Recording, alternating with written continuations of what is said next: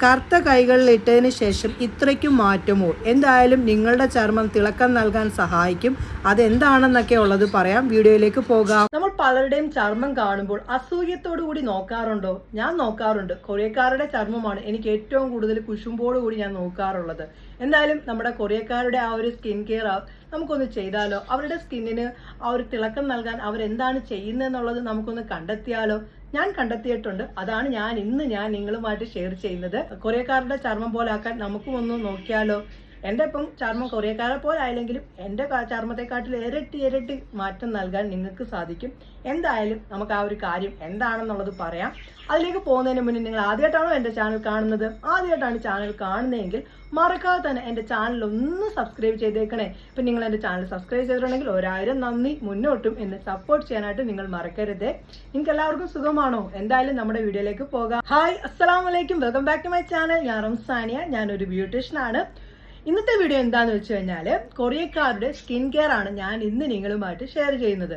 എനിക്ക് ഏറ്റവും കൂടുതൽ ഞാൻ കുശുമ്പോടുകൂടി നോക്കുന്നതാണ് കൊറിയക്കാരുടെ ചർമ്മം എന്ന് പറയുന്നത്. എനിക്കും അതേപോലെ ആക്കണം എന്നാണ് ആഗ്രഹം. പക്ഷെ അത്ര ആയില്ലെങ്കിൽ തന്നെ കുറച്ചൊക്കെ എൻ്റെ സ്കിന്നിന് മാറ്റം നൽകാനായിട്ട് അവർ ചെയ്ത ആ ഒരു സ്കിൻ കെയർ കൊണ്ട് എനിക്ക് സാധിച്ചിട്ടുണ്ട്. എൻ്റെ ചർമ്മത്തിൻ്റെ തിളക്കം നിങ്ങൾ കണ്ടോ? നിങ്ങൾക്ക് ഇതിനെക്കാട്ടിലും ഇരട്ടിയാക്കാൻ സാധിക്കും കേട്ടോ. കൊറിയക്കാരുടെ ആ ഒരു അത്രയെങ്കിലും അടുത്ത് വരാൻ പറ്റും നമുക്ക്. എന്തായാലും കൊറിയക്കാരുടെ ആ ഒരു സ്കിന്നിൻ്റെ അടുത്തെങ്കിലും വരാനായിട്ട് നമുക്ക് പറ്റും. ഇപ്പം എന്നെക്കാട്ടിലും ഇരട്ടിക്ക് മാറ്റം നൽകാൻ നിങ്ങൾക്ക് സാധിച്ചാലോ?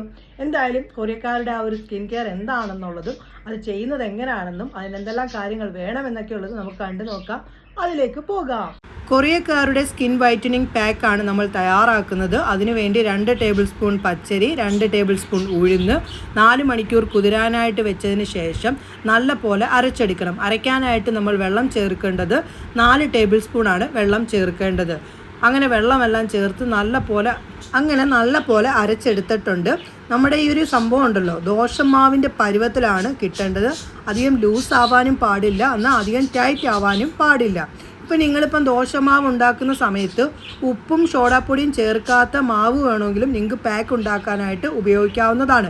ഈ ഒരു പാക്ക് ഉണ്ടാക്കിയ ഉടനെ തന്നെ ഫേസിൽ അപ്ലൈ ചെയ്യണം. ഫ്രിഡ്ജിൽ സ്റ്റോർ ചെയ്ത് വെച്ചതിന് ശേഷം ഉപയോഗിക്കാനായിട്ട് നോക്കരുത്. നമ്മൾ പ്രതീക്ഷിച്ച ഒരു റിസൾട്ട് കിട്ടില്ല.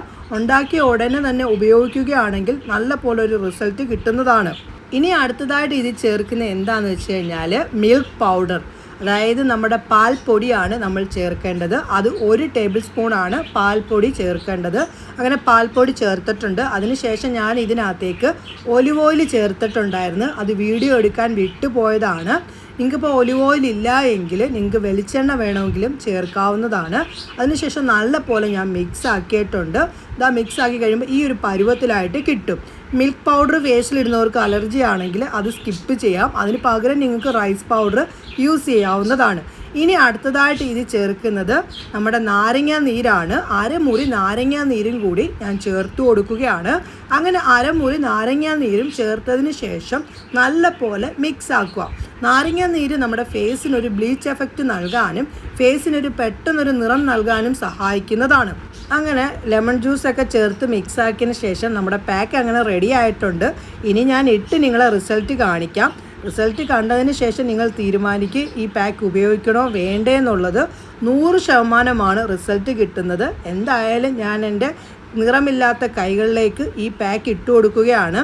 പച്ചരിയും ഒക്കെ നമ്മുടെ സ്കിന്നിന് നിറം നൽകാൻ സഹായിക്കുന്നതാണ്. കൂടാതെ തന്നെ ഉഴുന്നും നമ്മുടെ സ്കിന്നിന് വളരെ പെട്ടെന്ന് തന്നെ റിസൾട്ട് നൽകുന്നതാണ്.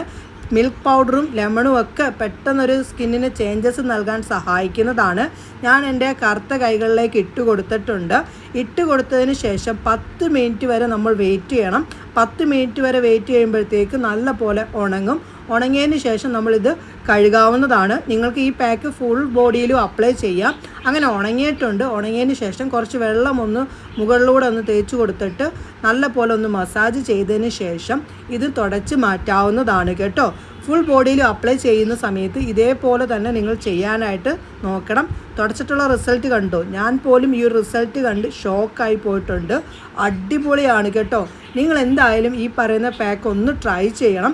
കൊറിയക്കാരെ പോലെ ആയില്ലെങ്കിലും നമ്മുടെ സ്കിന്നിന് ചെറുതായിട്ടെങ്കിലും നിറം നൽകാൻ ഈ പറയുന്ന പാക്കിൽ നിന്ന് സാധിക്കും.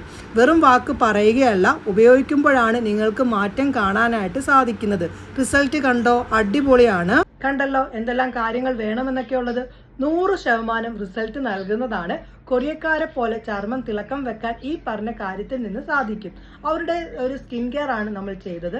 നാച്ചുറൽ പരമായിട്ടുള്ള കാര്യങ്ങളാണ് അവർ ഏറ്റവും കൂടുതൽ ഉപയോഗിക്കുന്നത് തന്നെ സ്കിന്നിന്റെ തിളക്കത്തിന് വേണ്ടി. എന്തായാലും നിങ്ങൾ ഒന്ന് ട്രൈ ചെയ്ത് നോക്കൂ. കൊറിയക്കാരെ പോലെ ചർമ്മം തിളക്കം വെക്കാൻ ഈ പറഞ്ഞ കാര്യത്തിൽ നിന്ന് സാധിക്കും.